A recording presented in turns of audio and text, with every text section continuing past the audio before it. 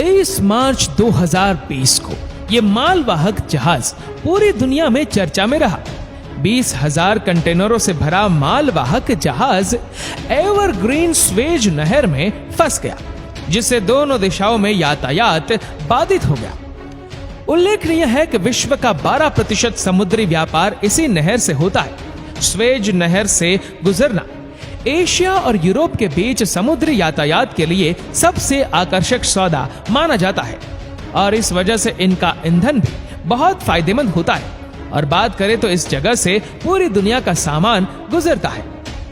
आपको बता दें कि एवर गिवन नाम का जहाज चीन से माल लेकर नीदरलैंड के पोर्ट रॉटरडैम जा रहा था और यह जहाज स्वेज नहर से गुजर रहा था, लेकिन तेज हवाओं के कारण नहर में ही फंस गया।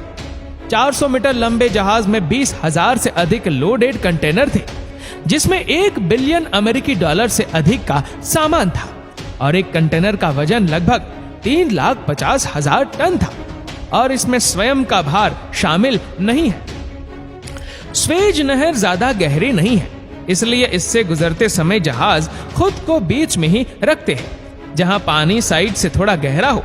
इस प्रकार जहाज सुबह और शाम को इस नहर से गुजर सकते हैं जब हवा की गति सामान्य होती है, लेकिन ये दिन अन्य दिनों से बहुत अलग था। नहर बहुत हवा और बहुत धूल भरी थी, इसलिए जहाज के सभी आदमी जहाज के लिए इंतजार कर रहे थे। ले जाया जा सकता है, लेकिन एवर गिवन के कप्तान को लगा कि वह इन हवाओं का सामना कर सकता है। लेकिन जहाज के कप्तान का भी कोई दोष नहीं था, क्योंकि जहाज रानी उद्योग पर बहुत अधिक दबाव होता है और सबसे अधिक दबाव वित्तीय दबाव का होता है और उनके लिए समय पर अपने गंतव्य तक पहुंचना बहुत जरूरी है, क्योंकि उन्होंने अपनी अगली बुकिंग पहले ही बुक कर ली है और अगर किसी कारणवश जहाज देरी से आता है तो उनकी आगे की बुकिंग कैंसिल होने लगती है। यदि हम स्वेज नहर के उपग्रह दृश्य को देखें तो हम देख सकते हैं कि यह बहुत सीधा रास्ता है, लेकिन मार्ग बहुत कठिन है। सुबह 7 बजे जब एवर गिवन का कप्तान चैनल में गुजरा तो हवा का एक झोंका आया और हवा इतनी तेज नहीं थी कि कप्तान घबरा जाए, क्योंकि कई भयानक है समुद्र में तूफान आते हैं, लेकिन स्वेज नहर में जगह बहुत सीमित है। इसलिए यदि तेज हवा चलती है तो बड़े मालवाहक जहाजों के साथ एक समस्या है कि वे अधिक बाएं और दाएं मुड़ नहीं सकते हैं। इसलिए वे अपने जहाज की गति को अधिक रखते हैं और उनका वह अपने जहाज को क्यों नियंत्रित कर सकता है। 50 मीटर ऊंची यानी 16 मंजिल ऊंची एक इमारत जब जहाज की तरफ से बहुत तेज हवा के कारण अपना नियंत्रण खोना शुरू कर दिया और उस पर काबू पाने के लिए कप्तान ने अपने जहाज की गति बढ़ा दी और इस वजह से जहाज को ले जाया जा सका आसानी से नियंत्रण में। गति में वृद्धि के कारण जहाज नियंत्रण में आ गया, लेकिन प्राकृतिक घटना के कारण गड़बड़ हो गई। जब गति बढ़ती है तो स्वाभाविक रूप से जहाज के किनारे में पानी का दबाव कम हो जाता है और इसके कारण जहाज दोनों तरफ के दबाव को बराबर रखने के लिए कम दबाव की तरफ चला जाता है और एवर गिवन के मामले में भी ऐसा ही हुआ। और एक समय ऐसा भी आया जब कप्तान को लगा कि जहाज दाहिनी ओर जा रहा है और इससे पहले कि कप्तान आगे कुछ कर पाता, जहाज का अगला हिस्सा समुद्र की कीचड़ में फंस गया।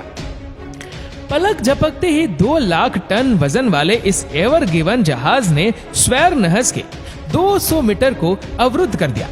जहाज रेड सी और ग्रे बिटर झील के बीच फंस गया। इस नहर से एक दिन में 70 से ज्यादा जहाज गुजरते हैं और उस समय कोविड-19 महामारी का समय था और उस समय चीन से आपूर्ति की भीड़ थी और इसीलिए इस नहर से गुजरने वाले जहाजों की संख्या सामान्य से थोड़ी अधिक थी। पहले ही दिन रेड सी और ग्रे बिटर लेक में 100 जहाज खड़े हुए और इस पूरी घटना के कारण पूरे शिपिंग उद्योग में और पूरे मीडिया में भी इसकी चर्चा होने लगी। इस बारे में चिंतित होना सभी के लिए वाजिब था, क्योंकि विश्व का 13% व्यापार इसी चैनल पर निर्भर करता है। अकेले स्वेज नहर के माध्यम से हर महीने अनुमानित $308 बिलियन का कारोबार होता है और यह विचार करने के लिए कोई छोटी राशि नहीं है।